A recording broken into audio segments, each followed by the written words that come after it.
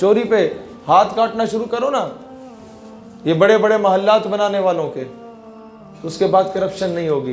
Corruption क्यों होती है कि एक ऑफिसर जिसके टोटल दो वजूहात हैं करप्शन की। सबसे बड़ी नंबर वन शराब नोशी, अगर इसकी लत लग जाए तो करप्शन करेगा बंदा।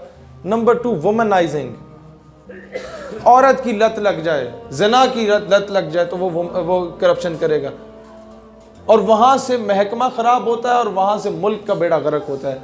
अब आप कहेंगे वो कैसे? अब ये बहुत सिंपल सी बात है, बच्चे भी कुछ बैठे हैं, मुझे नहीं करनी चाहिए थी लेकिन ये बताना इस कौम को बहुत ज़रूरी है। यह बात, एक बंदा जिसकी तनख्वाह 80,000 रुपये है, उसे आप सोचेंगे करप्शन करने की क्या ज़रूरत है? जनाब, अगर वो 80,000 कमाने वाला ऑफिसर है तो उसका म्यार ज़िंदगी भी उसी तरह का होगा। वो क्या करेगा? उसके 3 बच्चे यूनिवर्सिटीज़ में पढ़ रहे होंगे, 80,000 रुपये उसकी सेमेस्टर फीस होगी 6 महीने की, तो महीने के वो 12-12 हज़ार उसके अलग करेगा। घर में 5 AC लगे होते हैं उनके, पिंडी इस्लामाबाद जाएं आपको अंदाज़ा होगा, उनका बिल अलग होगा। घर में 3 गाड़ियाँ खड़ी होंगी, बच्चों की गाड़ियाँ अलग होगी, बेगम साहिबा के अलग होगी, अपनी अलग होगी। फिर बेगम साहिबा के लिए स्टार प्लस की साड़ियाँ और सुर्खी पाउडर का सामान अलग होगा। तो 80,000 रुपये तो वहाँ पर लग जाते हैं। अब जो शराब नोशी है, अब वो अफसर है तो उसने वो 300 रुपये की सस्ती शराब तो पीनी नहीं है, वो 10-15 हज़ार रुपये की मंगवाएगा, साथ अपने बैचमेट्स को भी बिठाएगा, अपने हम ख्याल लोगों को बिठाएगा, पूरी महफिल सजाएगा। तो वहाँ पर जो वो 40-50 हज़ार रुपये एक रात के लगाता है ना, वो कहाँ से आते हैं? या वुमनाइजिंग में अगर वो आता है तो वो अगर कहीं से औरत को अरेंज करता है तो वो ठीक ठाक खर्चा करता है, फिर उसके नाज नखरे उठाता है, फिर उसके लिए कोई आम होटल नहीं, किसी फार्म हाउस में जाता है कि सिक्योरिटी क्लियरेंस भी हो, किसी किस्म का पकड़े ना जाए, बदनामी ना हो जाए। वो 30-40 हज़ार में जो एक रात गुजारता है, तो आप क्या समझते हैं? वो लत लग जाती है, फिर वो अगले साल जाता है वहाँ पे, वो हर हफ्ते जाने की कोशिश करेगा। वो पैसा कहाँ से आता है? 40-40 हज़ार हर रात का।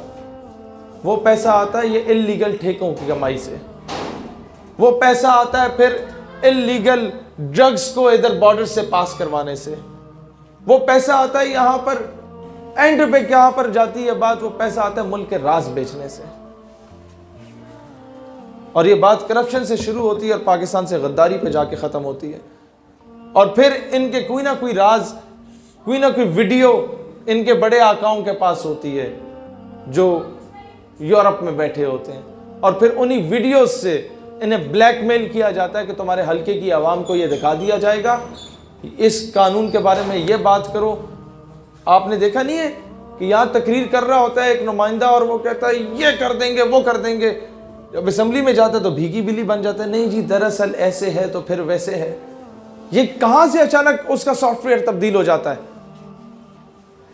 और सॉफ्टवेयर उन्हीं वीडियो मैसेजेस के जरिए तब्दील होता है, जो उसके रिकॉर्ड्स दिखाए जाते हैं उसे जिन होटलों में वो रिहा होता है और वहाँ हिडन कैमरा से।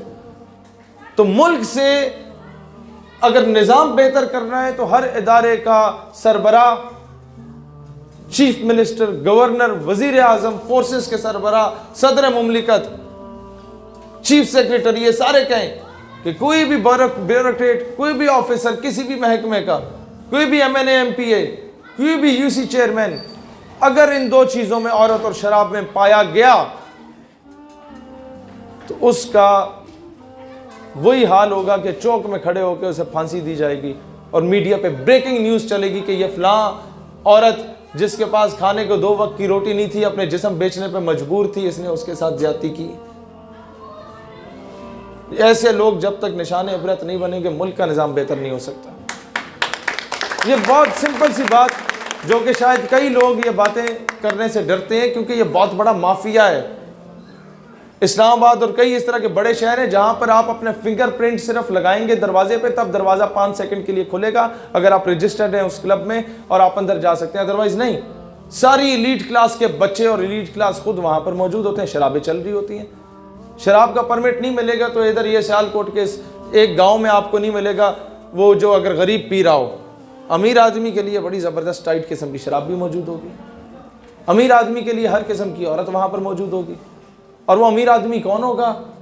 वो किसी न किसी अच्छी पोस्ट पे बैठा हुआ होगा और अयूबी ने क्या कहा था कि मुसलमान की तलवार पे जब औरत और शराब आ जाए तो वो बुज़दिल और बेगैरत हो जाता है, वो जंग आलूद हो जाती है, फिर वो बर्मा के लिए नहीं उठती, कश्मीर के लिए नहीं उठती।